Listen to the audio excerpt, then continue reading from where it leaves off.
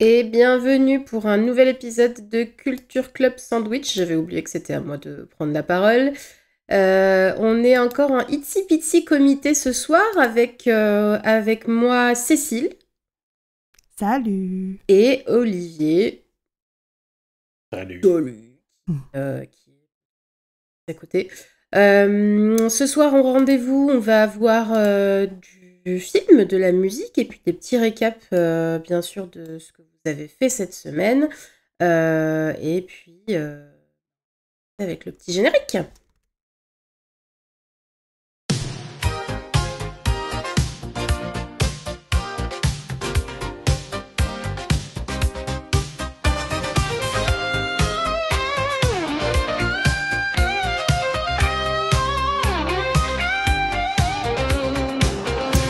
Et welcome, j'espère que vous avez passé une bonne semaine culturelle, pleine de belles choses. Welcome à ceux qui nous ont rejoints sur Twitch si vous êtes là.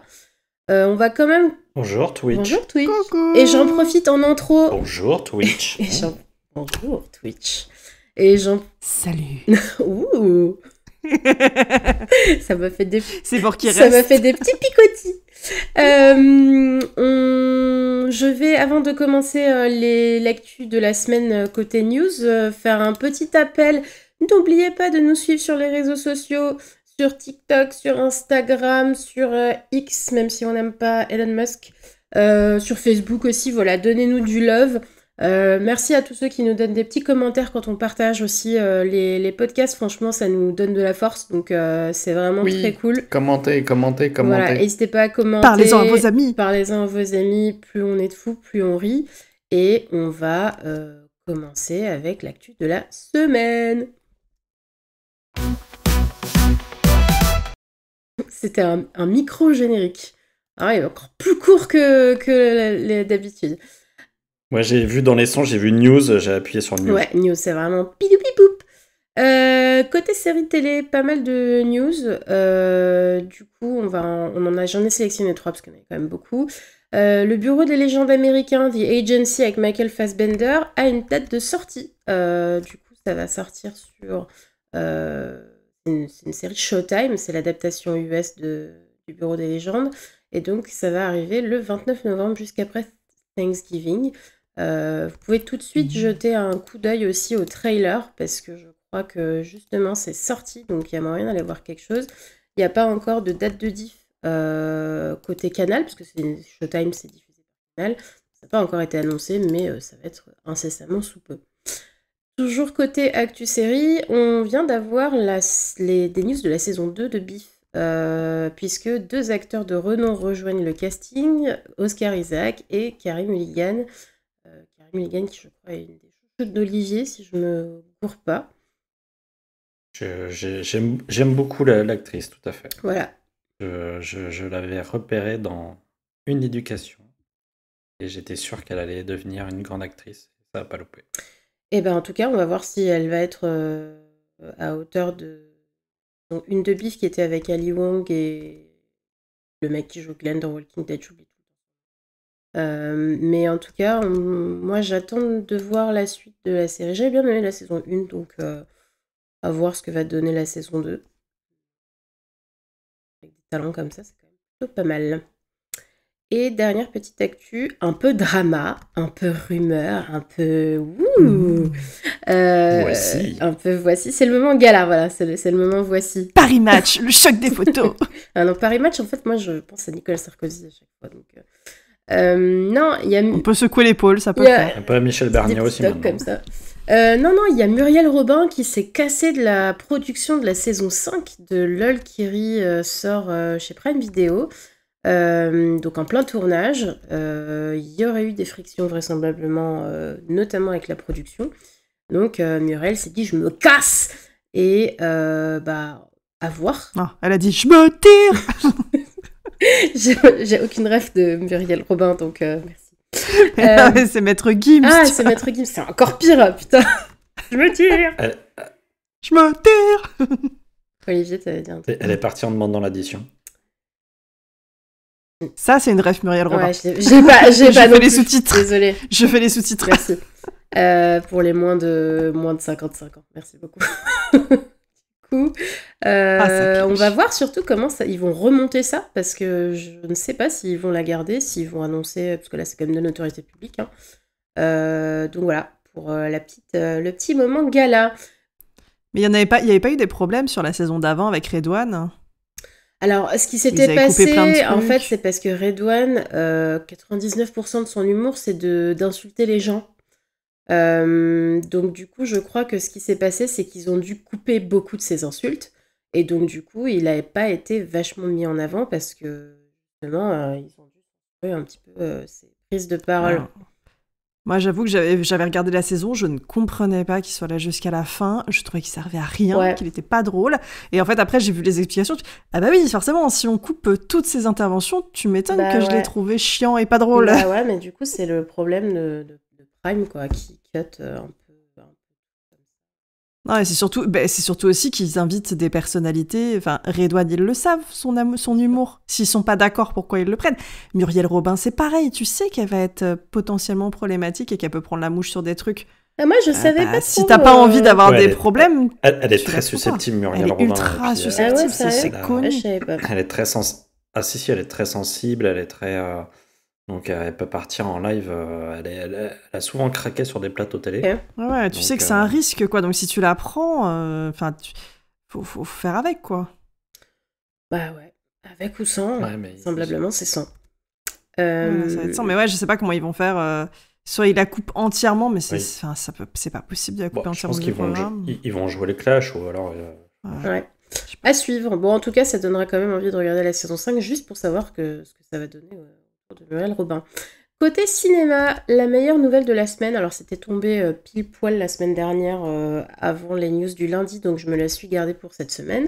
C'est Noot Noot. C'est l'adaptation de la série animée Pingu par les studios Hardman. Moi, ouais, j'ai vu la tête de Cécile. Moi, j'adore Pingu.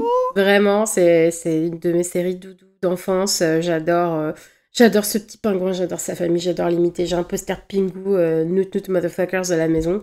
Et franchement, Noot Noot, et que ce soit repris par Hardman, je pense que ça va être vraiment, vraiment super. Donc, ça va être super, ouais, je pense. trop cool. S'ils arrivent à faire un truc aussi bon qu'Ashun le mouton. Exactement. Ça sera parfait. Même que toute leur prod au final, hein, Que tout, franchement, tout ce Hardman, qu'ils font, tout. c'est même les pirates, c'était super. Donc vraiment, ça n'augure que du bon. Timothée Chalamet s'est tapé l'incruste ce week-end dans un concours de sosie de Timothée Chalamet. Alors tout le monde a vu ça, il y a eu pas mal de photos assez marrantes qui sont tombées là sur les réseaux sociaux. Je trouvais ça plutôt drôle, et en fait, en plus, il ressemble le moins à Timothée Chalamet en se pointant que ses propres sosies, parce qu'il s'est pointé avec une espèce de stache mou et les cheveux courts et tout. On n'a pas l'habitude de le voir sans ses petites bouclettes.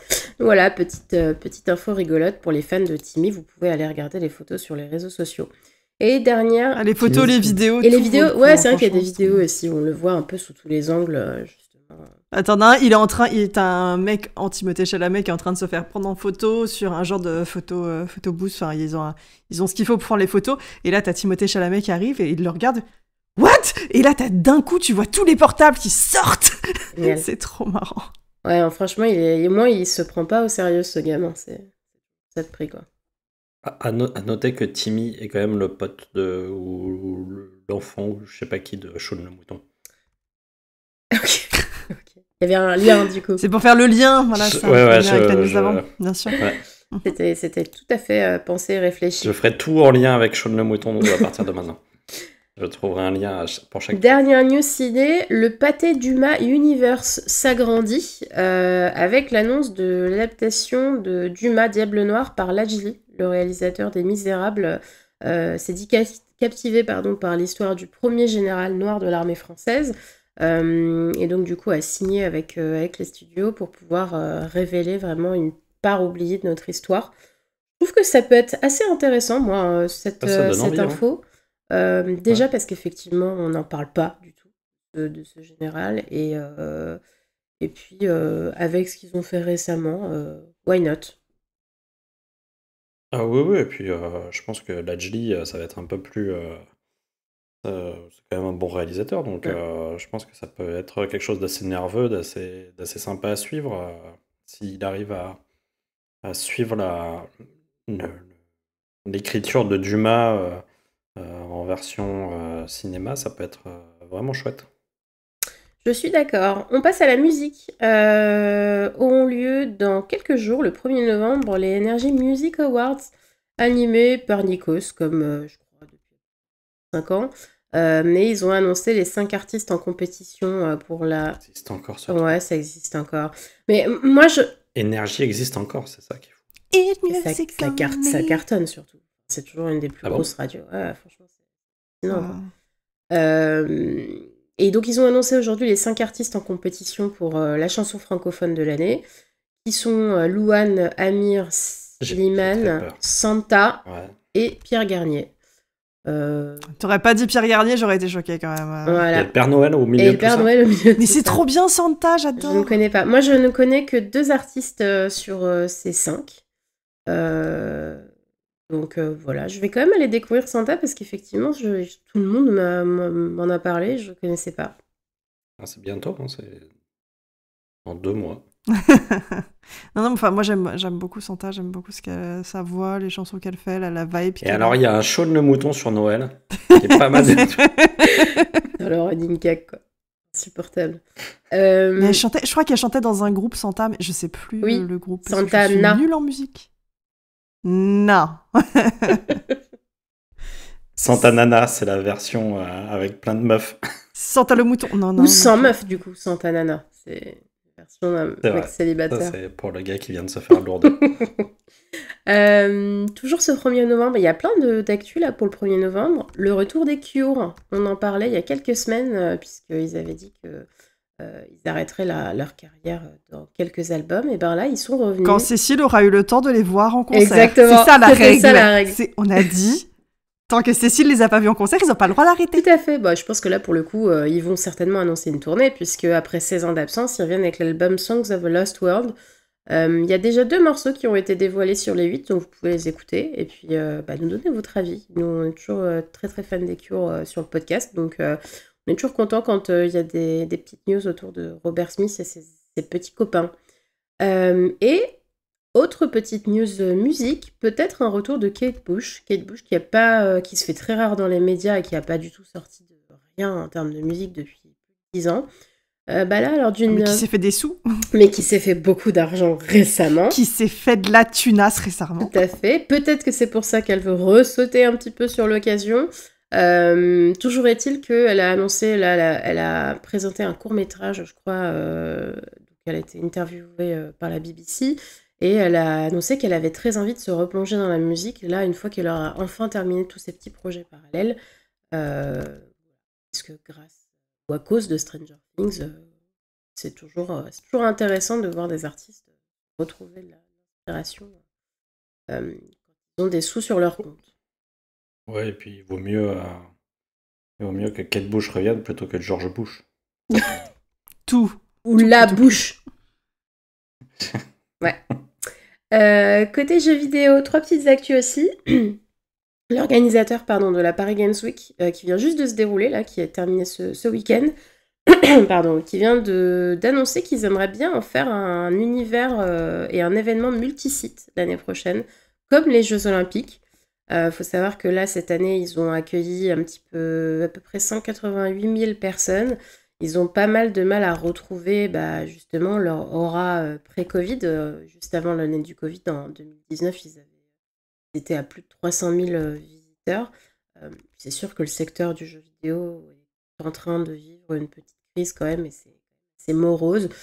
Donc voilà, pourquoi pas avoir un événement multisite, why not? Ramenez-en à Orléans, c'est bien Orléans pour mettre des trucs. Tout à fait. Non, mais si ça peut donner un petit coup de boost, why not?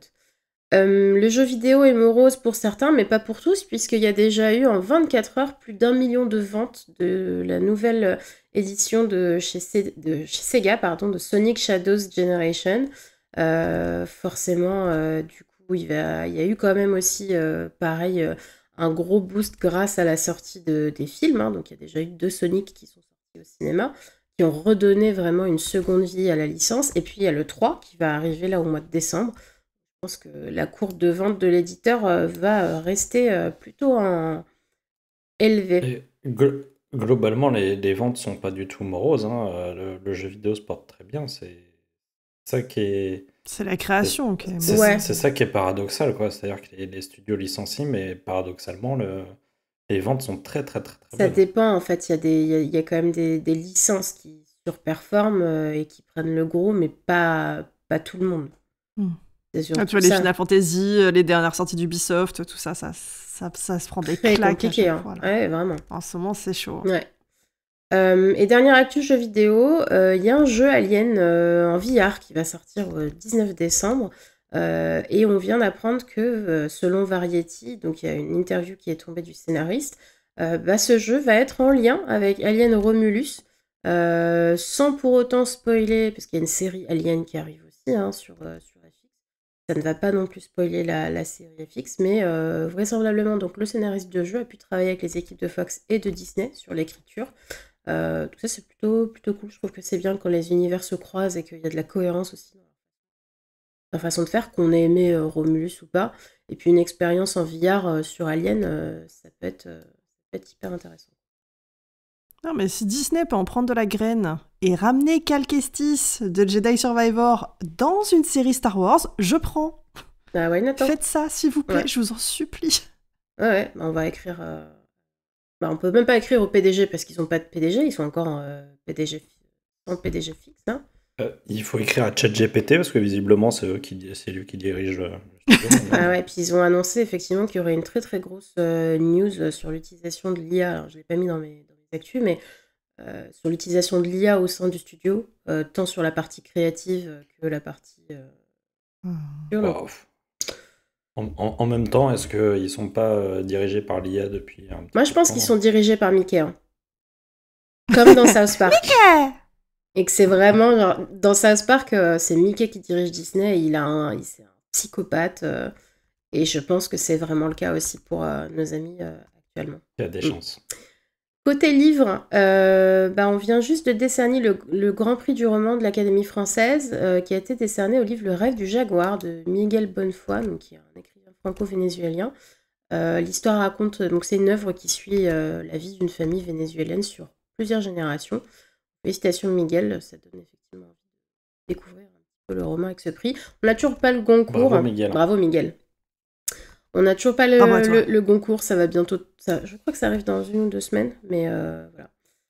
Il y a Gaël Faye, je crois, dans les 4 derniers. Ouais. Mais je trouve que ce process du Goncourt est quand même hyper long, quoi. Honnêtement, En même temps, il y a quand même beaucoup, beaucoup, beaucoup de romans à la rentrée littéraire, quoi. Moi, je trouve ça bien que t'aies les shortlists au fur et à mesure, parce que ça fait monter les ventes, en fait, de tous ces livres. C'est vrai, exactement. Ça, à ce moment, ça permet d'avoir, en attendant, patienter. Surtout que le Gaël Faye, apparemment, est vraiment très bien. Donc, j'ai envie de le découvrir. Ouais. Retour en arrière pour Média Transport, qui a décidé de refuser, de renoncer à diffuser dans les gares la publicité du nouveau livre de Jordan Bardella. Pour rappel, un petit peu tard, parce que personnellement, je pense que toute cette publicité lui a quand même été favorable. Oui, parce que ça fait du buzz en plus. On en parle, c'est tout sûr. Le monde en parle, et il n'y a pas de mauvaise presse. Du coup, je pense que ça... Bad buzz is still buzz. Exactement, ça aura probablement coûté moins cher, mais toutes les retombées, là, pour lui, sont plutôt bonnes. Donc voilà, c'est un peu trop tard, Média Transport. Bien tenté, mais trop tard.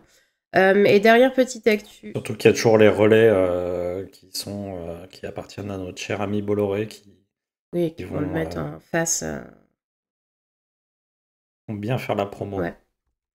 Dernière petite news, l'éditeur Dargo se lance dans le webtoon français. Là, ils viennent juste de lancer 3 séries sur la plateforme One, je crois, comme ça.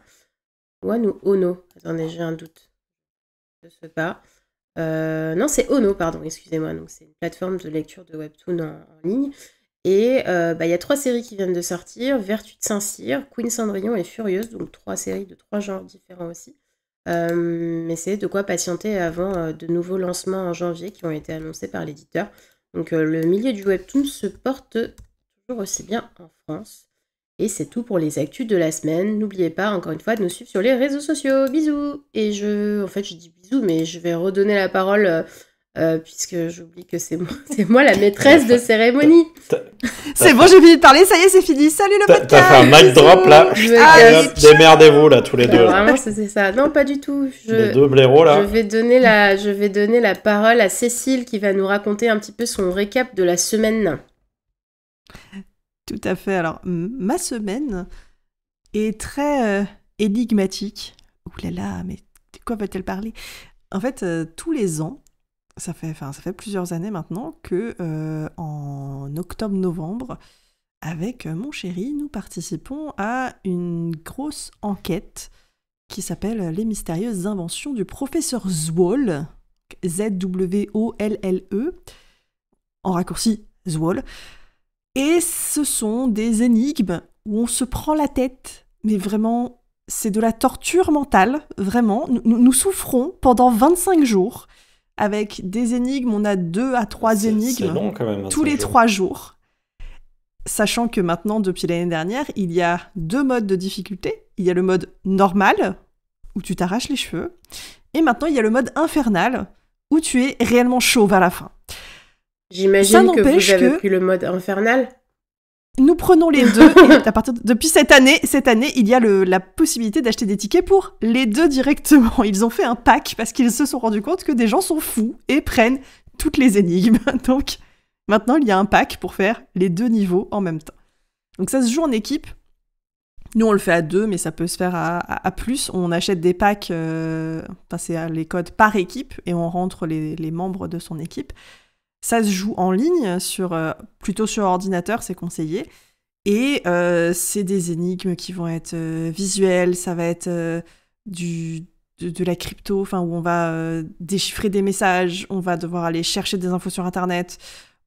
C'est des énigmes avec plusieurs étages de réflexion, donc on va avoir une première phase de résolution qui va nous emmener sur une deuxième résolution, puis une troisième, souvent, c'est par étage qu'on va déchiffrer les choses, avec plusieurs méthodes. Moi j'adore ça, hein. Je suis fan d'escape game, fan d'énigmes, donc ces 25 jours-là, c'est un peu du kiff, mais en même temps je pleure parce que c'est vraiment dur. On souffre vraiment beaucoup. Mais voilà, pour tous ceux qui aiment les énigmes, c'est pas très cher. Je crois que Et du coup, t'as un temps imparti pour résoudre l'énigme ou... Il y a 3 jours à chaque fois. On a 3 jours pour 2 à 3 énigmes. Moi, au bout de 10 minutes, je pète un câble, en fait. Ah, mais par contre, oui, t'as besoin de tes 3 jours. Hein. Faut plusieurs heures pour résoudre les énigmes. Possible. Il y a des indices qui sont disponibles sur le site et souvent qui sont... Il y a une première énigme plutôt facile à résoudre pour avoir accès à ces indices. Et les indices s'incrémentent, ils sont de plus en plus précis, mais ça donne jamais la réponse. Et c'est délivré au fur et à mesure du temps. T'as pas tous les indices la première heure. Il y a aussi un Discord qui est spécifiquement dédié à Zwolle pour que les gens puissent s'entraider entre eux au cas où, entre équipes, des fois de discuter, de prendre un autre point de vue. Parce que nous, par exemple, étant 2 cerveaux uniquement sur les énigmes, des fois, il nous manque une perspective. Il nous manque des choses, on ne voit pas. C'est devant notre nez et on ne le voit pas. Et en discutant avec d'autres, les autres disent « Mais vous avez trouvé !» Ah bah oui, en fait, on avait la réponse sous les yeux et on était tellement fatigués qu'on ne la voyait plus. Comme moi l'autre fois avec la balance dans la cuisine, elle était devant moi, je la cherchais. Ah mais c'est ça, des fois, l'évidence nous saute aux yeux et on ferme les yeux. Et on ne la voit pas. Mais voilà, pour ceux qui aiment les énigmes, Zwolle, c'est fait par Créanime. C'est des énigmes pur jus, c'est vraiment tortueux pour votre esprit, et si vous aimez les énigmes, vous allez aimer ça. Pour tester, prenez le mode normal. Une fois que vous aurez fait une année en mode normal, vous pourrez peut-être vous frotter au mode infernal, mais là, par contre, voilà, soyez prévenus, ça picote. Avant, quand on perdait, on ne pouvait pas continuer. Maintenant, ils ont mis en place un système où il y a des vies. On a 6 vies, je crois, et donc c'est une fois qu'on a perdu les 6 vies, donc si on ne répond pas à 6 énigmes, là on est éliminé. Donc ça permet quand même d'aller un peu plus loin et de pas, dès les premiers 3 jours, se retrouver hors game. Voilà, donc ça, les mystérieuses inventions du professeur Zwall, je vous le conseille très fortement. Et tu voulais aussi nous parler d'une app. Oui, alors c'est pas souvent qu'on recommande des apps, mais alors si vous êtes comme moi nul pour suivre votre to-do, j'ai des tendances un peu à avoir des problèmes de concentration et de voilà, le ADHD, tout ça. J'ai du mal à me concentrer et à faire mes tâches de ma journée. Eh bien, il y a l'application qui s'appelle Habitica, avec un C, qui vous permet de gamifier vos tâches. Gamifier comment ça ? C'est un RPG, c'est un jeu, vous allez avoir votre petit bonhomme auquel vous allez devoir acheter son équipement pour aller taper des monstres. Et comment on achète l'équipement et comment on va taper des monstres ? Eh bien en réalisant les tâches de sa to-do. Chaque tâche que vous vous auto-attribuez va vous rapporter des points, va vous rapporter de l'argent virtuel sur cette app qui vous permet d'acheter votre équipement. Vous allez pouvoir constituer votre petit groupe pour aller taper les monstres. Mais non, parce que au final, t'as envie de taper ton monstre, donc tu vas faire tes tâches. C'est très bête. En tout cas, sur moi, ça marche. Je crois que ça sera pas suffisant pour moi. Ça dépend des gens. Il y a des gens sur qui ça marche pas du tout. Moi, sur moi, ça marche. Ça fait 1 mois que j'utilise l'application. J'ai des tâches quand même que j'arrive à faire un peu mieux avec ça. Donc, on peut séparer en tâches quotidiennes, en habitudes et en liste de to-do. Donc, par exemple, les habitudes, ça va être... Par exemple, moi là, j'essaye d'arrêter le sucre dans mon café, donc j'ai un truc, si j'ai bu mon café sans sucre, je mets un plus, si j'ai bu mon café avec sucre, je mets un moins, et donc je perds des PV. Voilà, donc ça peut vous encourager à entretenir des bonnes habitudes, à faire les choses sur votre to-do, parce que vous allez avancer en expérience, vous allez pouvoir... Moi, quand j'atteindrai le niveau 10, je pourrai choisir ma classe et peut-être devenir un magicien. Ce sera super. Ça pour avoir mis ta couette dans ta housse de couette. Mais c'est ça, mais c'est trop bien. Non mais c'est vrai que c'est hyper malin. Alors de ce que je vois, c'est en anglais. Ouais, c'est en anglais. La traduction, il y a une traduction française, mais c'est une traduction Google Trad et encore. Ouais. Et du coup, c'est gratuit. Il n'y a pas de... C'est gratuit. On peut acheter dans l'application, on peut acheter des choses, notamment, enfin, on va acheter des gemmes qui vont nous permettre de mettre un fond sur notre avatar, qui vont nous permettre d'acheter des objets autres. Mais sinon, on peut faire la base du jeu, avoir l'équipement de base, faire les quêtes de base, il n'y a pas de souci, c'est gratuit, toutes les fonctions sont disponibles, c'est juste de l'embellissement. Génial. Vraiment ce que vous pouvez acheter avec les gemmes. Moi j'ai une monture, par exemple, on récolte des œufs qu'on peut faire éclore avec des potions, et après on leur donne à manger, et ça devient une monture sur laquelle on peut monter. Moi tout ce que tu me dis, ça m'angoisse, ça m'explose ma to-do déjà rien que de penser à ça, donc... J'ai un renard violet avec une queue arc-en-ciel, je suis ravie. De quoi pouvais-je rêver de mieux ? Mais non, je suis très contente. Et tout ça parce que j'ai mangé un yaourt et un café sans sucre. Moi, je suis contente. Ah oui. C'est super bien. Ok. Voilà. C'est pas con, du coup, tu peux mettre aussi tes petits objectifs et pas juste des objectifs de to-do. Bah, c'est ça, en fait, vu que t'as les 3 catégories, vu que t'as tes dailies, donc ce que tu veux faire tous les jours, ou une fois par semaine, enfin voilà, ce qui est récurrent. Tu as la to-do, qui est vraiment les choses que tu dois faire, et tu as les habitudes. Donc là, c'est des choses en plus, en négatif et en positif que tu peux enclencher. Donc c'est vraiment, ça couvre tout ce que tu peux faire et toutes les petites choses que tu veux essayer de mettre en place dans ta vie ou te forcer à faire ta to-do.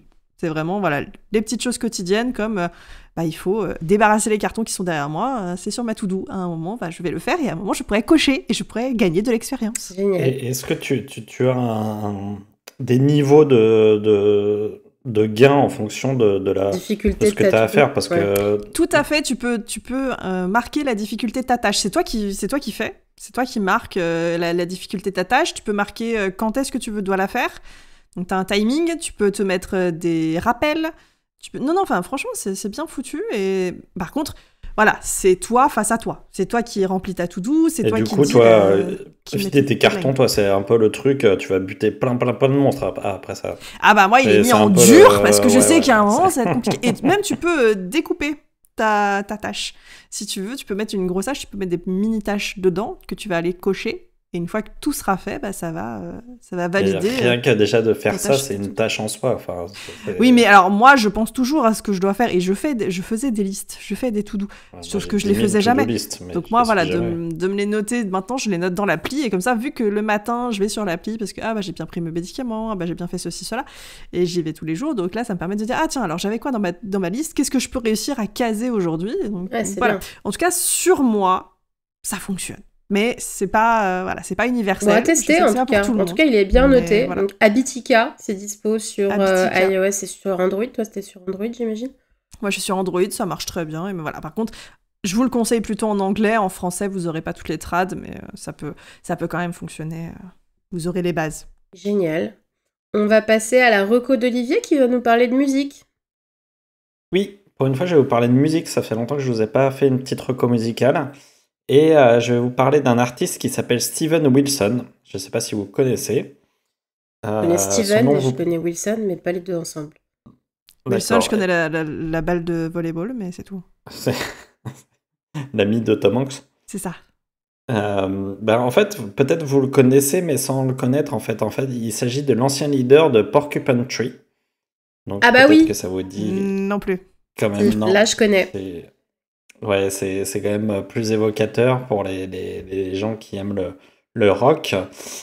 Steven Wilson, c'est un Anglais qui a commencé à faire de la musique expérimentale quand il était encore adolescent et donc qui a fondé en 87, je ne pensais pas que c'était aussitôt, le groupe Porcupine Tree avec son compère Malcolm Stokes. Et en fait, c'est un groupe qui, pour ceux qui connaissent pas, c'est un groupe qui va devenir une vraie référence dans l'univers du rock progressif, mais qui connaîtra réellement le succès qu'à partir de 2005 et leur album Dead Wing. Mais avant Dead Wing, il y a plein d'autres albums qui sont très bons, c'est un très bon groupe. Et sauf que donc ils sortent cet album en 2005 qui a du succès, et 3 ans plus tard, Steven Wilson décide de se la jouer solo.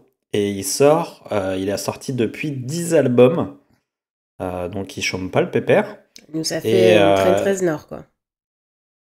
ouais, il est vraiment productif, et il se trouve que chacun des albums a été acclamé par la critique, et notamment l'album qui s'appelle End Cannot Erase, qui est considéré vraiment par beaucoup de critiques comme le plus grand chef-d'œuvre de rock progressif depuis Pink Floyd.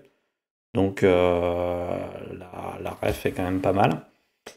Mais moi, c'est pas de cet album-là dont je vais vous parler, c'est plus de son dernier album en date qui s'appelle The Harmony Codex et qui a été pour moi une grosse claque. Je l'ai eu à mes 40 ans et j'ai écouté ça et c'était vraiment génial. L'album est tout récent puisqu'il est sorti en 2023. Et son premier morceau qui s'appelle Inclination est une sorte de manifeste de ce que sera l'album par la suite. C'est un morceau vraiment envoûtant qui commence par un geste assez électro avec des beats industriels assez lourds. C'est presque du brutalisme dans sa forme. Et tout d'un coup ça s'arrête et là à la place on a un piano et une voix un peu évanescente. Et donc une grosse rupture. Et ensuite, les deux styles fusionnent dans une dernière partie. C'est un morceau qui fait 7 minutes, mais qui semble n'en faire que 3 et qui résume très bien l'album finalement.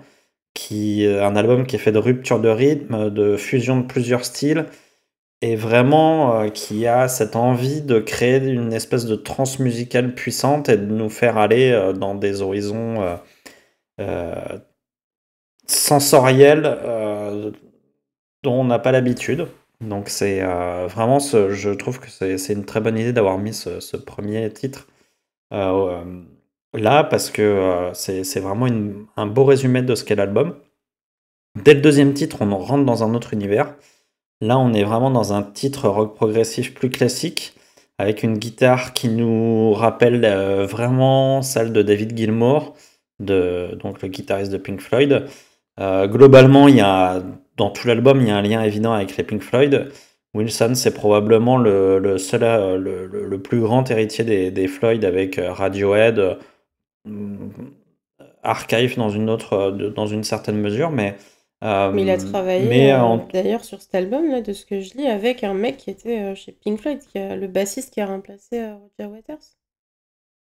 d'accord, ça je savais pas, Ouais, tu vois. Bah, c'est pas très étonnant parce que vraiment, enfin, il y a énormément de sonorités. Je vais vous en parler après, mais en tout cas, c'est vraiment, je trouve qu'avec cet album-là, il se rapproche de plus en plus de d'eux. Euh, et vraiment, pour moi, c'est le seul, beaucoup plus que Radiohead, c'est le seul qui a réussi à digérer la musique de Pink Floyd et en faire quelque chose de nouveau tout en gardant vraiment les racines de ce qu'était l'art de Pink Floyd. Euh, et pour moi, vraiment le gros chef-d'œuvre de cet album, c'est le titre qui me transporte le plus, c'est le quatrième titre qui s'appelle Impossible Tightrope et qui est un opéra rock absolument démentiel qui commence comme une lente plainte éthérée. Et puis tout d'un coup, au milieu de ça, il y a une guitare qui surgit et avec un riff très lourd qui nous fait penser à des morceaux de Pink Floyd comme Sheep ou tiens, on revient à Shaun the Sheep. Euh, Il est partout. il est partout. Donc, ouais, qui me rappelle des morceaux comme Sheep ou Learning to Fly. Et tout pour atteindre au final un rythme complètement fou, vraiment un rythme endiablé dans lequel vient se mêler un saxophone fou. Enfin, c'est une espèce de. Il y a plein de couches de sons, plein de choses qui viennent s'entremêler dans un rythme assez dingue. Et puis tout d'un coup, boum, à nouveau une rupture.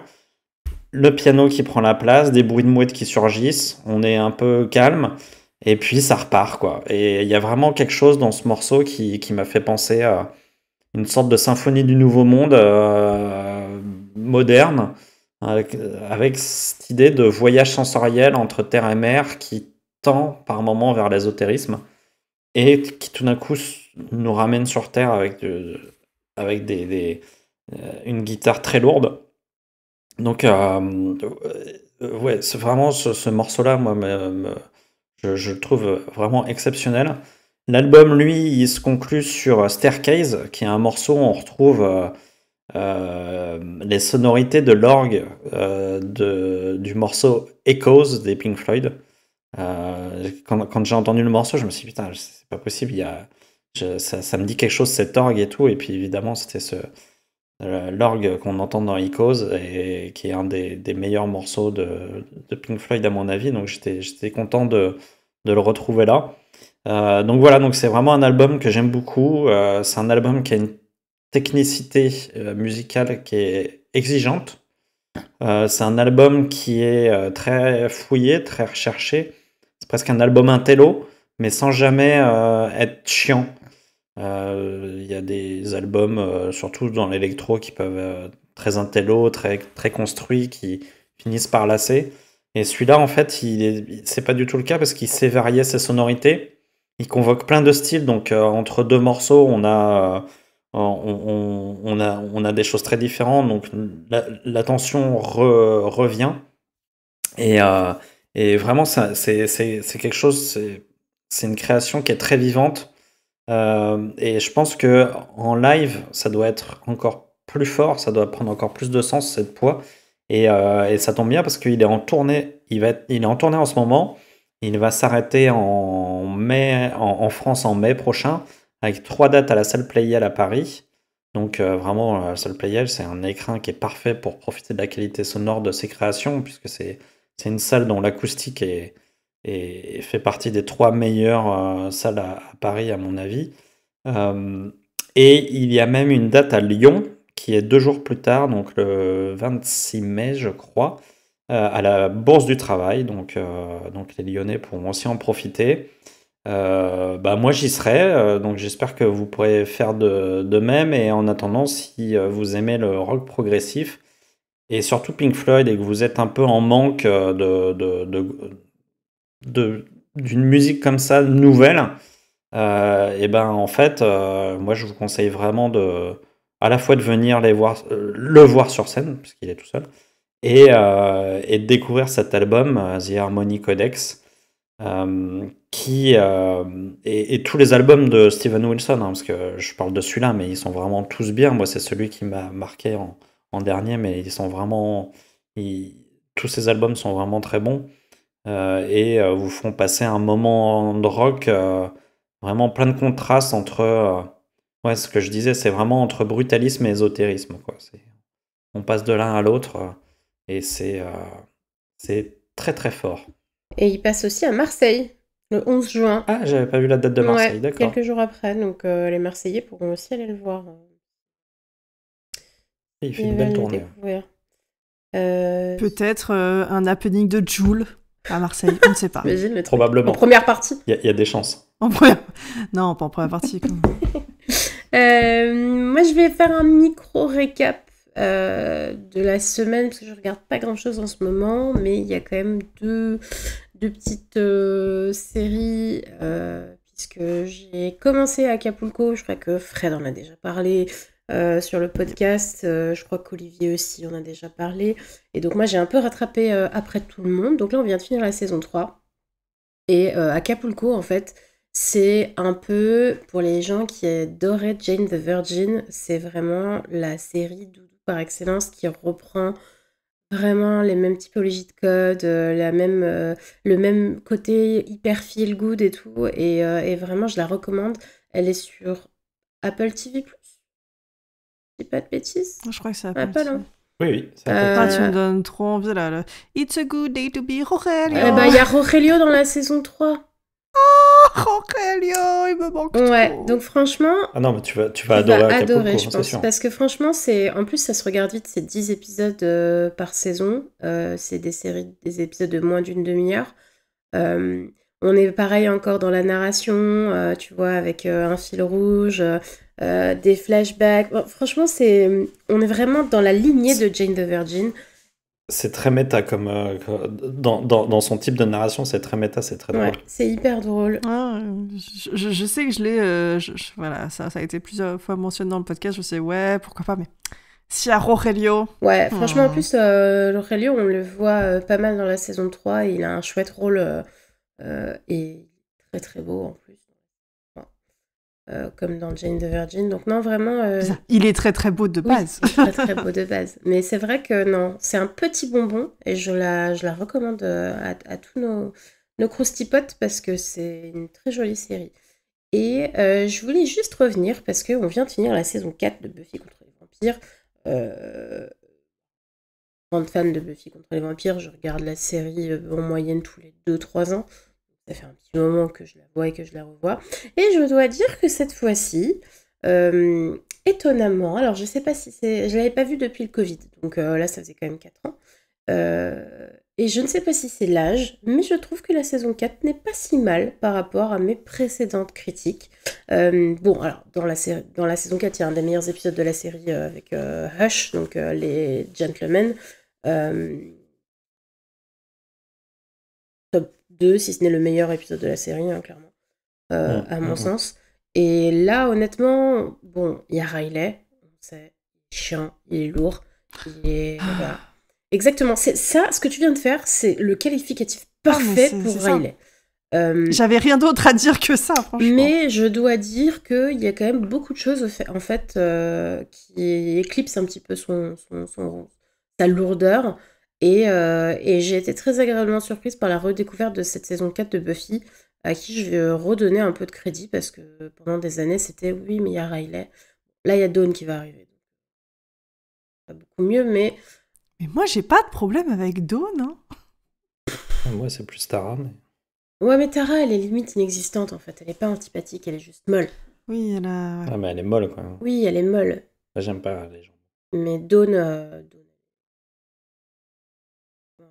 Ah, c'est une ado, quoi. Non, c'est pas ça, c'est une ado. Ouais, c'est une ado. Moi, ça me va en fait. C'est son rôle, quoi. Ouais. Mais moi, je suis d'accord que la saison 4 est beaucoup plus intéressante que ce que tout le monde va bien dire. Il se passe quand même plein de choses. Ouais. Et puis, cet épisode de fin de saison. Et puis, incroyable de fin de saison, sur avec le cauchemar et la tueuse originelle qui apparaît pour les tuer et puis cet homme avec son fromage. cette description. Mais non, mais c'est en fait, exactement ça. j'avais oublié à quel point cet épisode était what the fuck, quoi. Vraiment, Non, mais c'est surtout pour quelqu'un qui n'a jamais vu la série, là, et l'homme avec son fromage. C'est ouais. vraiment un On cherchait un truc. déguisement pour Halloween. Et j'ai dit à Olivier, mais tu devrais te déguiser en lui, quoi. Tu viens en costume avec des morceaux de cheddar que tu te mets sur le front, comme ça. Franchement, qui veut du fromage? Omelette tout fromage. Omelette de fromage. Voilà, donc c'est mon petit récap de la semaine, pas grand-chose. Pour ceux qui n'ont jamais regardé Buffy contre les vampires, c'est sur Disney+. Franchement, il est temps de rattraper votre retard.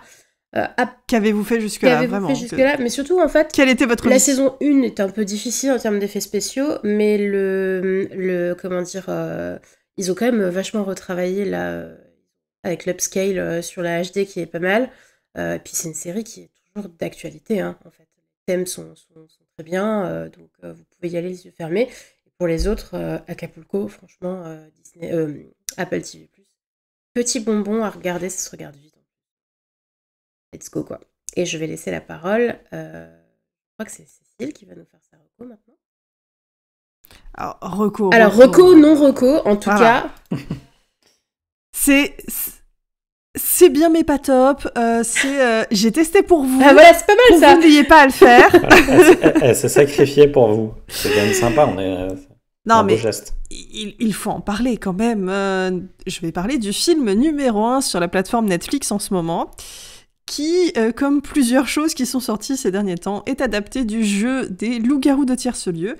Je veux parler du film de François Uzan avec Franck Dubosc et Jean Reno, tout Et simplement pas François nommé Ozon. Hein. Uzan. J'ai bien dit Uzan. Oui, oui. Non, Comme oui, le parce que film Quand Uzan. j'ai entendu parler du film cet après-midi, du coup, j'ai entendu François Ozon. Je me suis dit, oh putain, il y a un truc sur des loups-garous, quoi. Et le gars a sorti 2 films en même temps, en plus. C'est quand même fou. Non, François Uzan, c'est lui qui a fait... il a participé sur Family Business, je crois, sur Netflix aussi. Voilà, plusieurs séries. Il avait réalisé des une choses partie de Deadland de qualité, avec hein. François Descraques. Bah, moi, j'avais bien aimé Deadland. Family Business, je trouvais ça pas trop mal. Je sais plus s'il y avait d'autres...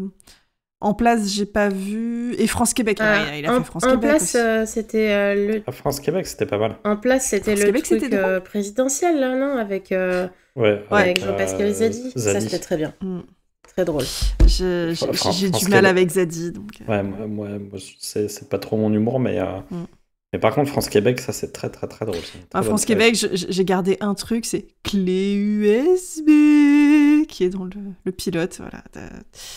Ceux qui ont vu France-Québec auront la rêve. Ça se regarde Vous n'êtes pas beaucoup. Ça se regarde où? Je sais pas ce que France-Québec, mon Dieu, Je vais regarder. Ça date.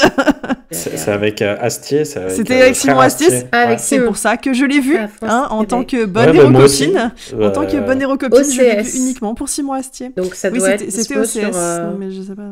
sur Ça Canal. doit être sur MyCanal, ouais.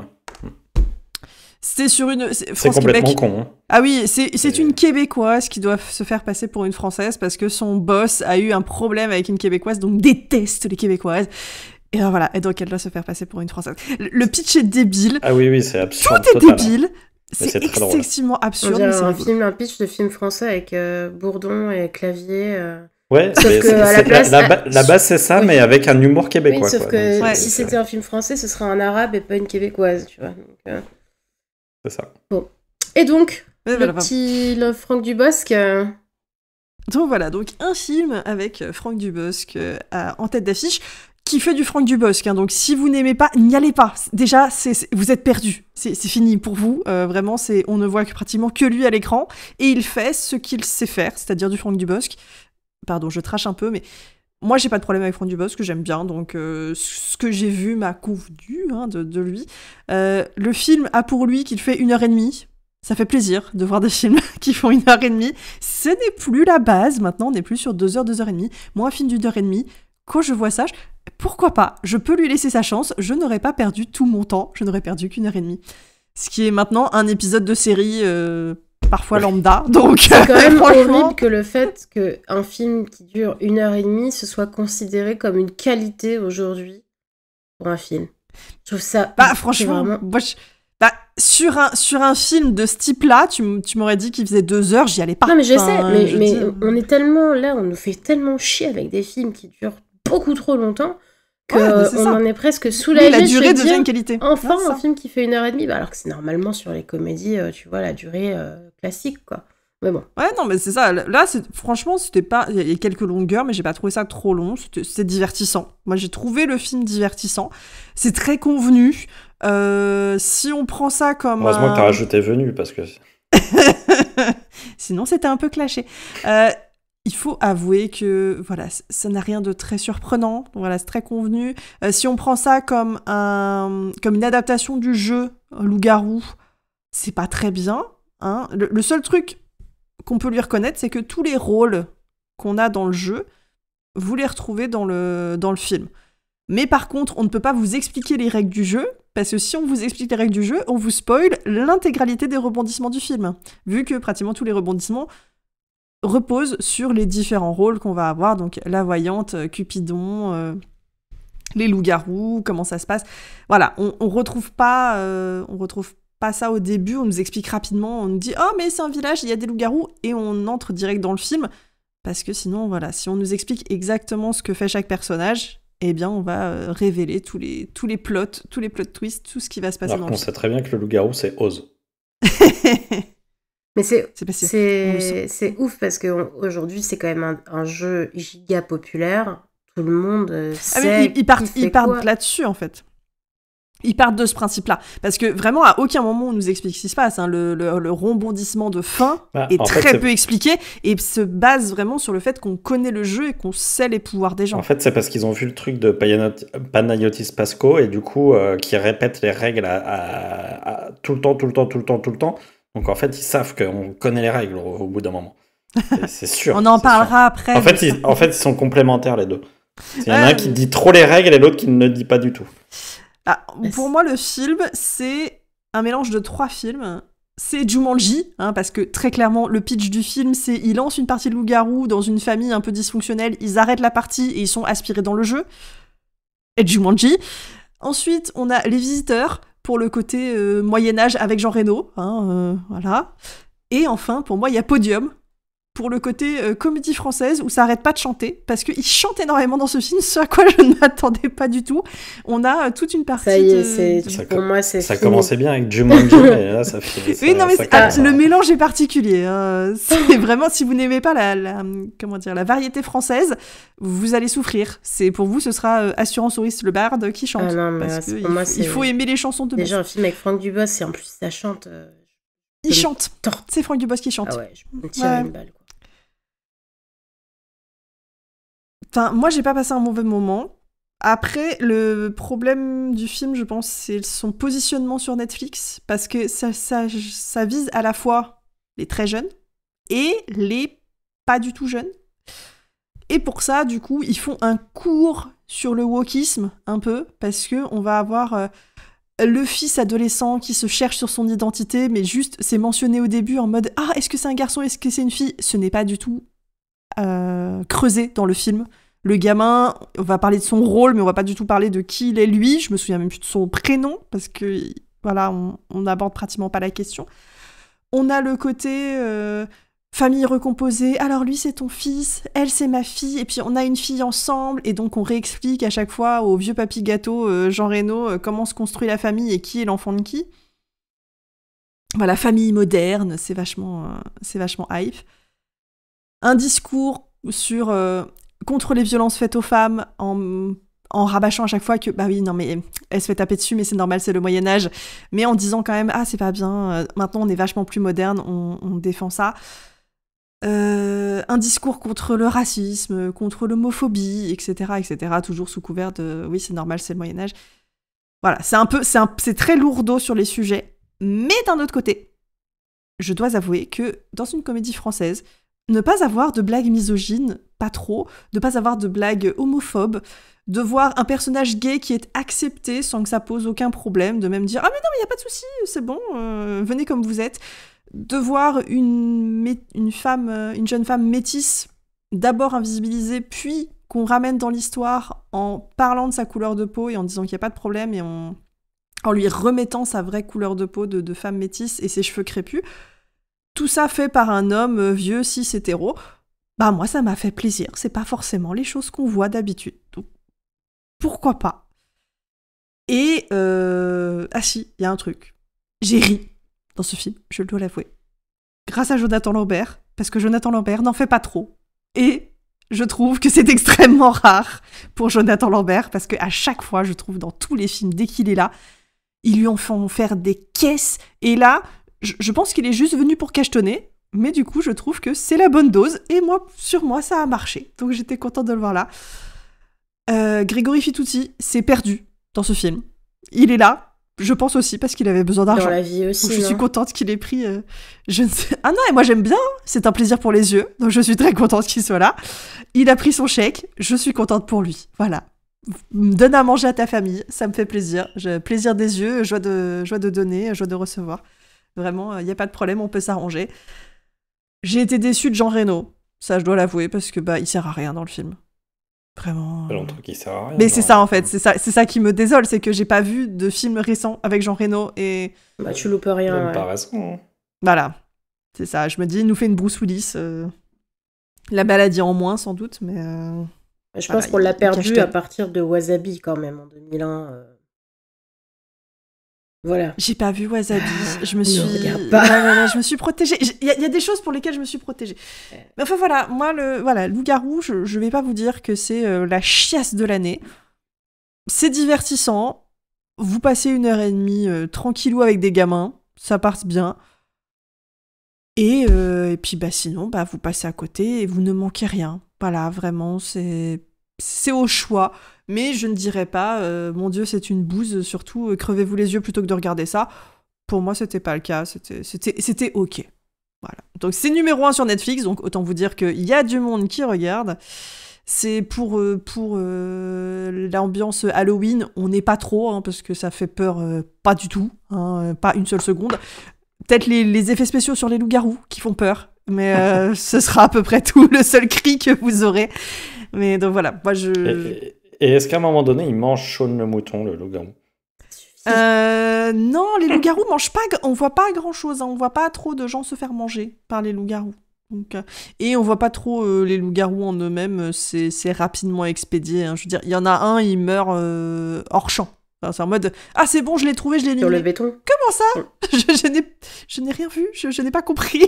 Le but du jeu, c'est pas d'éliminer les loups-garous et qu'on le voit. Non, c'est pas ça le truc. Pas dans ce film. Par contre, dans la série de Canal+, avec Panayotis Pesco et Fari, là, c'est les loups, il faut les trouver, il faut les tuer. J'ai vu le premier épisode qui est dispo gratuitement sur YouTube. Merci YouTube, parce que je n'ai pas Canal. J'aimerais bien continuer, j'avoue. Là, on est sur donc une partie de loup-garou, avec que des gens d'exception, des profils atypiques, type mentaliste, espion, avocat, que des gens qui sont capables de se défendre, d'attaquer, de comprendre la psyché de tous les gens qui les entourent et de pouvoir comprendre chaque micro-expression. L'espion, c'est pas un espion n'importe comment, c'est un mec qui faisait partie du bureau des légendes. Ouais, mais le vrai bureau des légendes dans la vraie vie. Un vrai espion. Ouais, c'est fou, quoi. Enfin, ils ont vraiment des profils atypiques et sympathiques. Le premier épisode est quand même très centré sur certains personnages qui sont pas pour moi les plus intéressants, mais bon, je pense que voilà, on présente les autres dans les autres épisodes, donc je n'ai pas d'avis là-dessus. Olivier, tu en as vu peut-être un peu plus que moi. Oui, moi j'ai vu 4 ou 5 épisodes, et alors, je me suis fait prendre, je me laisse prendre au jeu, honnêtement. Mais j'ai quand même quelques réserves sur le jeu. Je trouve que les épisodes sont trop longs.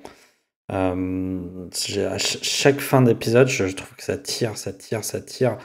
Et c'est dommage parce qu'en fait, le problème c'est que... Combien de temps là ? 40 minutes ? C'est plus de 40 minutes. C'est 40-42 minutes. Moi, je pense que entre 20 et 30 minutes, ça aurait été très bien. Parce qu'en fait, ce que je disais tout à l'heure, c'est qu'ils passent leur temps à réexpliquer les règles. Ils passent leur temps. En fait, le problème, c'est que il y a beaucoup de moments de creux. Je trouve qu'il y a des moments où il se passe rien et on voit il se passe rien. Quoi. Donc, mais d'un autre côté, tu vois, moi je trouve, en ayant vu le premier épisode, je trouve qu'il manque un point énorme de règles. C'est qu'on te dit, il y a les loups-garous et les villageois. Il y a 3 loups-garous, je crois, ou 4, je Ouais, sais 3 plus. loups-garous, On nous précise le nombre de loups-garous.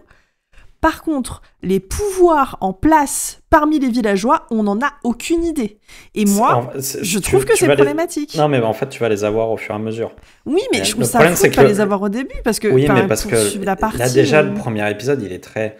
Enfin, c'est quand même beaucoup de règles à intégrer, en fait, dès le début. Et du coup, je pense qu'ils ont essayé de répartir. Sauf que quand ils reviennent sur la règle, par exemple, sur la petite fille, je crois que c'est un épisode... Ouais, c'est la fin de l'épisode 1, on apprend C'est qu'il y a la la fin de petite fille. l'épisode 1. Alors, Et moi, je fais, ah, mais en fait, du coup, il y a des pouvoirs. Ouais, m'a c'est ça. saoulée. Mais en fait, dans l'épisode 2, il y a un autre pouvoir qui arrive. Et du coup, le problème, c'est que ils expliquent le pouvoir, mais Et du coup, pour t'es obligé de expliquer le rewind à pouvoir, chaque fois. ils sont obligés de Oh, réexpliquer tout le truc. tout le cheminement. Ah ouais, non, ça donc, m'énerve, ça. donc le problème, c'est que c'est un peu... à un moment donné, t'es là, tu fais ouais, on a compris là, c'est bon. En fait, on a compris qu'il y avait 3 loups-garous et qu'il fallait les trouver, quoi. Enfin, arrête de nous raconter ça, quoi. Et moi, je pense que avec un montage un peu plus, je suis pas forcément toujours fan des petites pastilles qu'il y a entre Panayotis Pasco et son compère là, dont j'oublie tout le temps. Paris. Farid, c'est ça. Je trouve que il y en a sur le nombre, il y en a peut-être 1 ou 2 sur le 5 épisodes qui marchent bien. Donc c'est pas indispensable. Enfin, il y a plein de choses qui sont pas indispensables, qui fait qu'on aurait pu le couper et arriver à des épisodes de 20 minutes qui auraient été vraiment... Parce qu'en fait, on a envie de voir le jeu, quoi. Mais moi, c'est ça. Moi, en fait, ce qui m'intéresse, c'est de voir le jeu. Moi, j'en ai déjà parlé dans le podcast. J'adore les émissions type À l'épreuve du diable. Si vous n'avez toujours pas vu ça sur Netflix, allez le voir. C'est ma reco 2023. Je n'en démords pas. La saison 2 arrive en 2025. C'est beaucoup trop loin pour moi, pour ma vie. Mais là-dedans, dans ce type d'émission, j'ai vu Genius aussi, qui est une émission coréenne sur ce type de jeu un peu... où il y a des gens qui discutent et il peut avoir des jeux type loup-garou. Ce que j'aime dans le montage de ces émissions-là, c'est que des fois, on t'explique toutes les règles, on t'explique l'intégralité du truc. Tu suis certaines personnes avec la construction de leur stratégie. Tu vois, ils te montent la sauce en te disant « Ouais, on va faire ça, c'est sûr, on va gagner ». Et à la fin, t'arrives au bout et tu vois que ce qui se passe, c'est pas du tout ce qu'ils ont prévu. Et là, t'as un rewind qui t'explique la stratégie des mecs d'à côté qui ont fait ça 1 heure avant et qui ont démonté tout ce qu'ils ont fait parce qu'ils avaient déjà fait leur truc de leur côté. Et ça, je trouve ça trop bien. Parce que tu vois vraiment, t'as un rewind, mais tu vois 2 perspectives différentes et le montage fait que t'as suivi un truc, t'étais dans une idée en te disant ça va se passer comme ça. Et en fait, tout ce qui se passe, c'est l'inverse. Moi, ça m'attrape et je trouve ça trop bien. Et j'aimerais ce genre de montage en France, et j'en vois pas beaucoup. Après, je pense qu'ils ont essayé de faire quelque chose d'un peu décalé et d'avoir à côté de ces candidats qui sont très premier degré, ils ont essayé de faire beaucoup de second degré. Et je trouve que autant que ça marche dans la voix off, autant je trouve que ça fait perdre du temps quand il y a des petits sketchs à côté, des trucs. Ouais, pour moi, la voix off, ça marche. C'est Mr. V qui fait la voix off, je dirais. C'est Yvick. Ah, je sais pas Ouais, du c'est tout. Yvick, je crois. Je sais pas. Ouais, c'est Yvick. Et Bah, ça la j'aime voix bien, fait pas mal, le côté, hein. ça me fait marrer. Mais c'est vrai que Panayotis et Farid, pourquoi c'est Ouais. leur concept, mais Ça marche vous pas trop. pouviez présenter le truc, vous pouviez, je sais pas, organiser les cérémonies, ou je ne sais, mais pas ça. Les petites pastilles, ça, pour moi, ça marche pas. Mais le jeu, moi j'ai envie, en fait, Non, de mais... voir le jeu. Non, mais en vrai, moi je suis pris, j'ai envie de savoir qui va gagner et comment il va gagner. Et en fait, c'est l'essentiel. Ouais, mais c'est ça. Enfin, C'est juste dommage que à la fin d'un épisode, je me dise, ah putain, c'était long quand même. Je devrais pas avoir en fait ce truc-là, ça devrait être le plaisir coupable. Un petit peu. Là, j'ai pas envie de me refaire un autre épisode dans la foulée, quoi. Ouais. Alors que si j'avais eu des 20 minutes, peut-être que j'en aurais fait 2, 3, 4 d'affilée, en fait.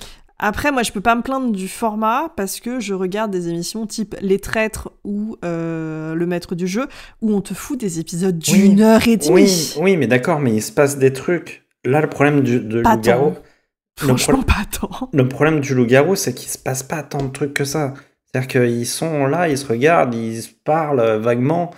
T'as une quête pour récupérer un pouvoir, mais c'est 3 minutes dans un épisode de 40 minutes, quoi. Sinon, tout le reste, c'est des gens qui parlent et qui, pour rien dire, presque. Mais dans les traîtres, c'est exactement ça. Hein. Ils font une épreuve à un moment pour faire des choses, et après, sinon, c'est que des gens autour d'une table qui parlent. Enfin, c'est la même idée que le loup-garou, hein. C'est le même jeu. Et ouais, quand c'est les épisodes qu'ils ont fait sur les traîtres nouvelle génération, qui sont sur M6+, là, c'est cool parce que c'est des formats 40 minutes et donc ça va beaucoup plus vite, c'est beaucoup plus entraînant que la version qu'ils mettent à la télé qui fait 1h30. Et moi, j'avais vraiment apprécié beaucoup plus le nouveau format qu'ils avaient fait et j'espère qu'ils vont essayer de raccrocher à ça pour la version télé, mais je pense pas, malheureusement, parce que les codes font qu'il te faut des épisodes d'1h30, quoi. Après, je vais essayer de trouver le reste là, de Loup-garou, parce que ça m'intéresse. Franchement, c'est sympa, et puis en plus, je trouve que la DA est vraiment très belle. Ah oui, c'est très joli par contre. Ouais. Le générique est super beau. Et même l'ambiance sonore, je trouve qu'il y a un vrai soin qui est apporté à la forme. Et c'est quand même à souligner parce que c'est pas souvent. Donc je trouve ça vraiment cool, quoi. Et vraiment, le générique est très, très, très beau. Hein. Très beau générique. Chose que je n'ai pas dite sur le film Loup-garou. J'aime beaucoup les cartes qu'ils utilisent, c'est des petits jetons avec les rôles qui sont dessus. Ils sont super jolis. Alors, la boîte en mode Jumanji, en bois, est un peu too much. Mais par contre, les cartes personnages, je les ai trouvées super jolies. Les illustrations étaient très belles dessus. Et ça, pour jouer au loup-garou à la maison, ça aurait été cool. Chose que j'ai pas dite aussi, dans le film, il joue au loup-garou à 6. Quel intérêt ? Vraiment, expliquez-moi pourquoi jouer au loup-garou à 6. Il n'y a qu'un seul loup-garou, du coup. Ouais, ils avaient un loup sur leur partie, ça n'a aucun intérêt. Et en plus, ils avaient un maître du jeu, donc je crois qu'ils étaient 5 autour de la table à jouer. Voilà. Il y a forcément un maître du jeu, ouais. Ont-ils déjà joué à loup-garou ? Je ne sais pas. Bah, moi, sur la partie Canal, je sais pas, parce qu'il n'y a pas de maître du jeu, actuellement. Dans l'épisode 1, on ne le voit pas, s'il y en a un. C'est la production, le maître du jeu, mais... Oui, mais ça, il n'y a pas de maître du jeu physiquement non, y a pas... in-game, tu vois. Non. Donc tu dis, il y a besoin d'un maître du jeu. Il y a besoin d'une mise en scène de la game pour que le déroulement des événements, mais au final, il n'y a pas de maître du jeu physique. Après, le loup-garou, c'est un jeu qui est très décrié. Il y a plein de gens qui n'aiment pas du tout ce jeu parce que, justement, c'est un jeu qui est un peu chiant. Tu vois, en fait, moi, quand je regarde le loup-garou version Canal... tu sais, c'est comme dans les moments de jeu où tu sens que le jeu avance pas, quoi. Et il y a 2-3 moments comme ça où je me suis dit, putain, vas-y, on avance là. Il y en a marre. C'est bien de faire des blagues, les gars, mais il faut qu'on avance dans le jeu, c'est chiant. Ça devient chiant, quoi. Donc, non, moi, ce que j'aime pas dans le loup-garou en tant que joueuse, c'est que si t'es éliminé au premier tour parce qu'il faut éliminer quelqu'un et que on t'a dans le pif et que moi, vu que j'ai tendance à parler dans ce genre de jeu, on m'élimine tout de suite. Après tu joues pas, c'est chiant. Là où je préfère du coup des jeux type Résistance ou Secret Hitler, on se fait biper, je trouve ça plus intéressant parce qu'il y a des personnes qui sont là pour pour pourrir le jeu, qui sont l'équivalent des loups, qui sont des traîtres ou autres noms qu'on peut leur donner, et par contre ils sont là tout au long du jeu et tout le monde, personne se fait éliminer en fait, c'est... on va pas te prendre pour aller faire les missions parce que, non, on sait que sur une mission, tu vas la faire rater parce que t'es pas avec nous. Mais tu joues, tu peux quand même défendre ta place, tu peux quand même faire des stratégies avec les gens parce que tu connais tes amis quand tu es méchant. Enfin, voilà, tu peux essayer de faire des choses. Là où dans Loup-garou, c'est vrai que voilà, t'es éliminé, et les morts ne parlent pas, donc tu te fais chier. Ouais, contrairement à la mairie de Paris dans le temps où les morts votaient. Ah bah ça, Tibéri, ça va être très bien de les faire parler. Hein. C'est quoi ce lien là ? Je sais pas. Chaud le mouton. Dès qu'on parle de mort, maintenant je pense à Tibéri. Donc, t'allais dire moi, chaque fois qu'on parle de Tibéri... Franck Ribéry. Moi, les Tibéri, à chaque fois, ça me fait penser aux Guignols où ils sont dans leur mairie et ils décollent en mode on la lâchera jamais, et ils décollent en mode fusée. Moi, c'est ça que je vois dans ma tête.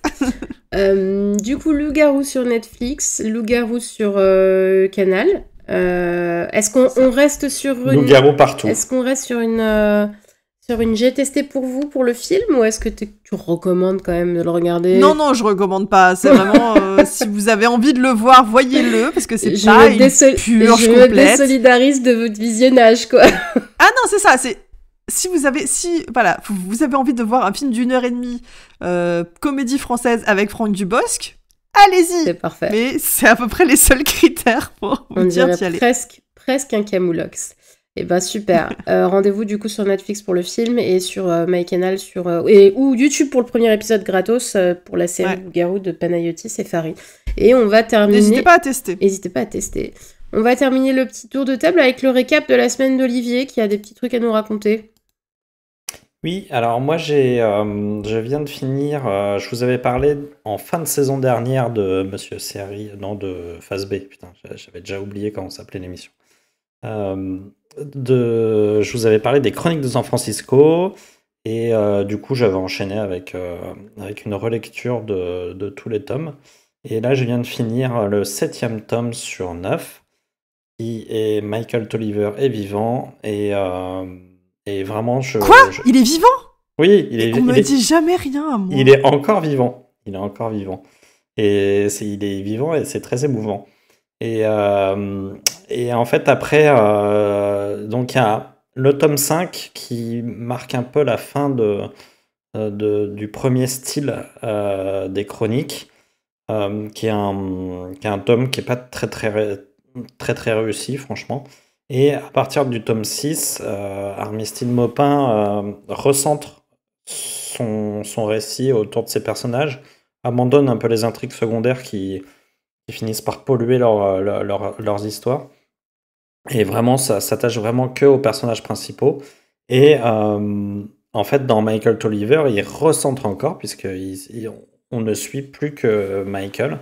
Et en fait, je trouve vraiment ce bouquin merveilleux, quoi.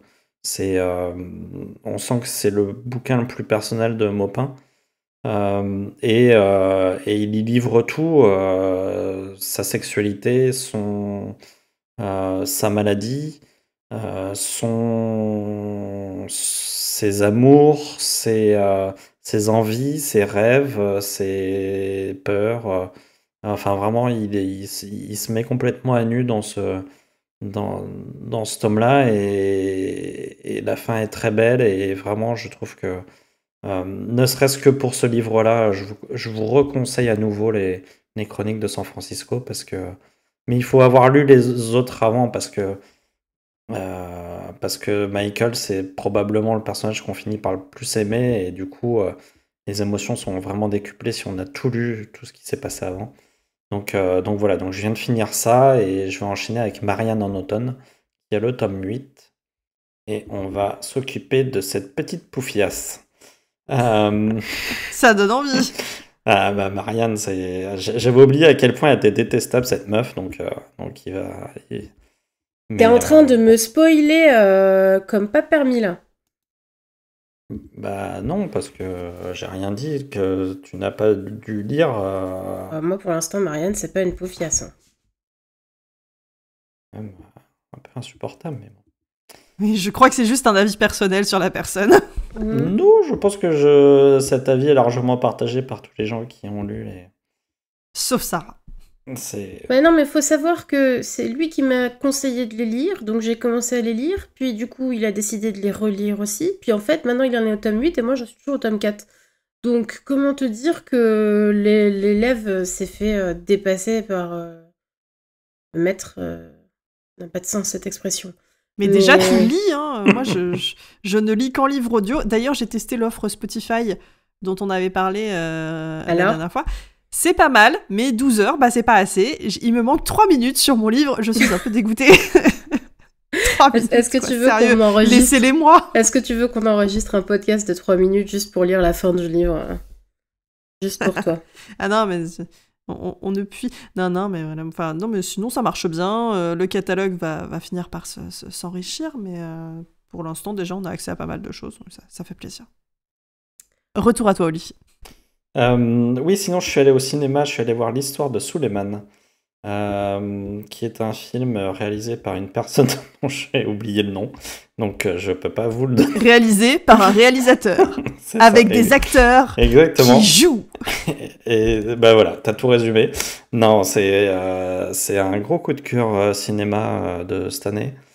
Ça raconte l'histoire d'un livreur type Deliveroo en vélo qui est sans papier et qui en fait donc sous-loue un compte d'un faux livreur et, donc doit la journée, enfin le soir, livrer tout un tas de repas à des gens très bien ou pas très bien.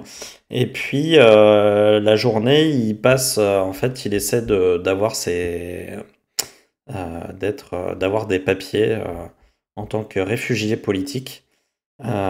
Et du coup, en fait, alors dit comme ça peut faire un peu peur. Ça fait un peu film social, plein de bons sentiments, comme on a pu en voir beaucoup. Et en fait, ce film-là se démarque vraiment dans sa forme et dans son ton.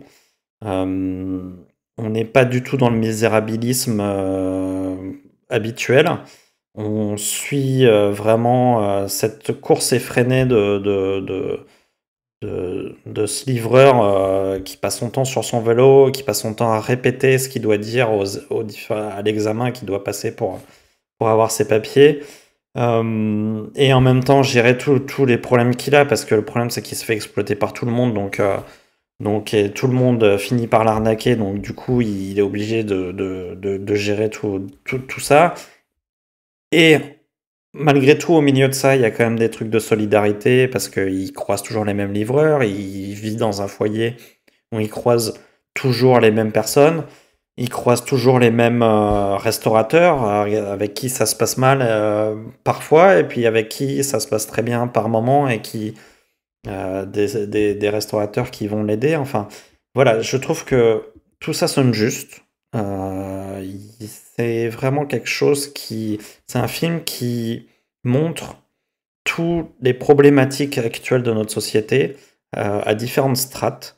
Et finalement, on ressort de là avec beaucoup d'interrogations, avec des interrogations auxquelles parfois on ne peut pas répondre, mais qui en tout cas permet de poser un regard vraiment humain, pas victimaire du tout sur les sans-papiers qu'on croise et qu'on ne regarde jamais.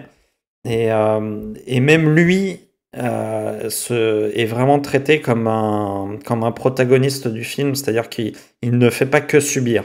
C'est un mec qui se bat, c'est un mec qui répond, c'est un mec qui a vraiment une consistance. Et ça, c'est pas souvent qu'on voit ça. Et je pense que c'est beaucoup plus proche de la réalité que ce qu'on peut voir d'habitude. Donc, c'est un film qui a été écrit en se basant beaucoup sur les témoignages de livreurs Uber, Deliveroo et compagnie. Et vraiment, on sent. Moi, j'y ai vu une vraie résonance avec le film Io Capitano de Matteo Garonne qui était sorti l'année dernière et qui montrait le parcours d'un migrant entre le pays d'Afrique noire et l'Italie en passant par la Libye. Et enfin voilà, en gros, c'est un peu la suite de ça. C'est que deviennent ces gens qui ont fait ce voyage-là.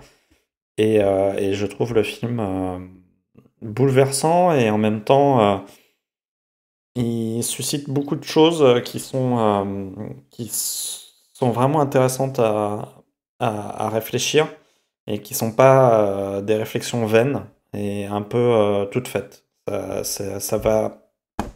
Ça prend la tangente et ça nous fait réfléchir à des choses auxquelles on pense pas forcément, quoi.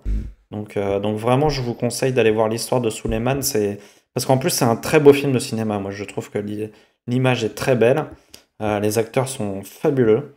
Enfin, vraiment, on y croit, mais c'est super. Et je trouve que c'est un des grands films de cette année. Et pas au cinéma cette fois, sinon j'ai vu. Est-ce que vous savez d'où vient le terme gaslighting? Nope. Non. Attends, je voulais juste Rien. revenir en arrière parce Ouais. que tu as enchaîné sur l'histoire de Suleiman, mais je voulais aussi en parler dans mon récap de la semaine. Moi, je voulais juste ajouter que l'acteur qui joue Suleiman, il est aussi assez exceptionnel. Ce qui est fou, c'est qu'en fait, c'est un gamin qui est lui-même sans papier, qui s'est pointé au casting du film, donc fait par Boris Lachkin, sur un casting sauvage où on lui a dit, il en était à son deuxième refus de la préfecture pour obtenir les papiers pour être étudiant. Il s'est pointé à ce casting sauvage et lui-même, et je pense qu'il y a eu peut-être une réécriture aussi du film pour coller à l'histoire d'Abou, parce que lui-même, effectivement, a traversé l'Algérie pour arriver en France, etc. Il a aussi une mère qui a des troubles mentaux, ce qui est aussi le cas de Souleymane dans le film. Ils ont le même nom de famille, hein, d'ailleurs, Abou Sangaré, et c'est Souleymane Sangaré dans le film. Donc je pense qu'il a aussi eu un impact au final, cette rencontre entre le réalisateur et l'acteur, et enfin, devenu acteur par la force des choses en fait. Et moi je l'ai trouvé vraiment exceptionnel quoi. Ce mec. Donc du coup, ouais, je voulais juste parler un peu de. Ah ouais, non, mais tous les acteurs globalement Oui, sont. Mais lui particulièrement, il est incroyable. Et puis il est de tous les plans, hein. Enfin, c'est une performance qui est. Enfin, il n'y a pas beaucoup d'acteurs qui arrivent à gérer autant de présence à l'écran, en étant toujours aussi juste, quoi. ouais, En plus, c'est très dur de jouer sa propre histoire. Enfin, on peut se dire, ah bah oui, mais c'est son histoire. Au contraire, c'est ce qui est plus ouais, dur, quoi. C'est beaucoup plus facile de se mettre dans la peau d'un personnage qui n'est pas toi que Il y a toujours quelque chose de faux, en fait, de se jouer soi-même. Et là, on le ressent pas du tout, quoi. On a l'impression vraiment qu'on est en train de le suivre d'une manière documentaire. C'est vraiment étonnant, ouais. quoi. Non, non, franchement, il faut. Voilà. Et oui, donc je disais, le terme gaslighting, en fait, ça vient ça vient d'un film, en fait. Ça vient d'un film qui s'appelle Gaslight en VO et qui en France s'appelle Antise. Et en fait, c'est un film que je voulais voir depuis très longtemps. C'est un film qui date de 1944. Et, euh, et c'est un film que je voulais voir depuis très longtemps et que j'ai enfin pu voir. Et c'est vraiment un très bon film. Et en fait, ça a donné le terme gaslighting parce que ça raconte l'histoire d'un homme qui fait croire à sa femme. Donc cet homme, il est interprété par Charles Boyer. La femme est interprétée par Ingrid Bergman. Et donc cet homme fait croire à sa femme qu'elle est folle, qu'elle est en train de devenir folle. Donc il lui fait croire qu'elle entend des voix, qu'elle devient kleptomane, que voilà, et qu'elle perd la mémoire. Donc voilà, donc c'est pour ça qu'en fait on a créé ce terme à partir de ce film-là, puisque c'est un terme qui veut dire que en gros c'est un homme qui a l'emprise sur une femme et qui lui fait croire que tout ce qu'elle fait n'est pas bien, que voilà, il y a une emprise psychologique qui amène la femme à, à se, à penser qu'elle est folle et que tout est de sa faute et voilà, enfin, à se culpabiliser. Et voilà, donc c'est vraiment le thème du film. C'est un film qui est réalisé par Georges Cukor et dans lequel on a Joseph Cotten aussi qui joue et la toute jeune Angela Lansbury qui deviendra après l'héroïne de Arabesque. Mais à l'époque, elle était jeune. Je savais pas qu'elle était jeune un jour. Et vraiment, c'est un film que je vous recommande parce que c'est très moderne dans son développement. C'est presque inquiétant par moments. Et c'est un très beau noir et blanc. Et vraiment, j'ai pris un vrai plaisir à regarder ce film qui est un thriller psychologique assez bien écrit et assez étonnant à voir. Euh, Par rapport à sa date de création, je pensais pas que ça allait donner ça. Donc voilà, c'est une petite reco film classique, c'est Antise. C'est réalisé par Georges Cukor et ça date de 1944. Et vraiment, c'est un film à voir. Très beau film. Eh bien, super. Je crois qu'on a fait le tour pour cette petite semaine. Merci à tous les deux d'avoir été là. Pour rappel, les petites recos. Donc, Steven Wilson et son album non. Bien peut-être, Olivier. C'est Harmony Codex. Difficile à dire quand même. Hein. The Harmony Codex, Steven Wilson qui sera aussi en tournée au printemps. Côté Cécile, alors c'est pas une reco, mais Cécile a testé pour vous le film Loup-garou sur Netflix et la série Loup-garou sur Canal+. Mais elle recommande quand même l'application Habitica qui lui permet maintenant de faire sa petite to-do en toute tranquillité. Et on va espérer... Et les énigmes chez Zwo. Voilà, j'allais dire, et on va espérer qu'elle garde ses cheveux jusqu'à la fin pour terminer les énigmes de Zwo. Du livre avec Michael Tolliver et Vivant, les suites des Chroniques de San Francisco, du cinéma avec l'histoire de Suleiman, et bien sûr du cinéma aussi à la maison avec le film Antise. Quant à moi, je vous conseille de découvrir Acapulco sur Apple TV+. Merci les petits croustipotes, merci les petits auditeurs, merci à tous les deux. Je vous dis bonne soirée, bonne semaine, et surtout, bonne Jovi! Bon Jovi! Mais le son de Bon Jovi marche pas, donc on le mettra en post-prod.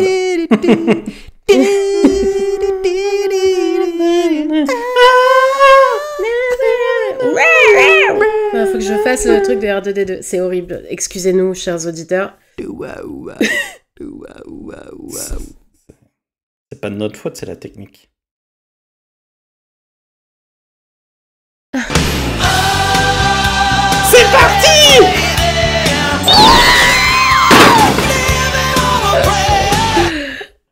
Incroyable, c'est parti d'un coup. Titre. Titre, exactement.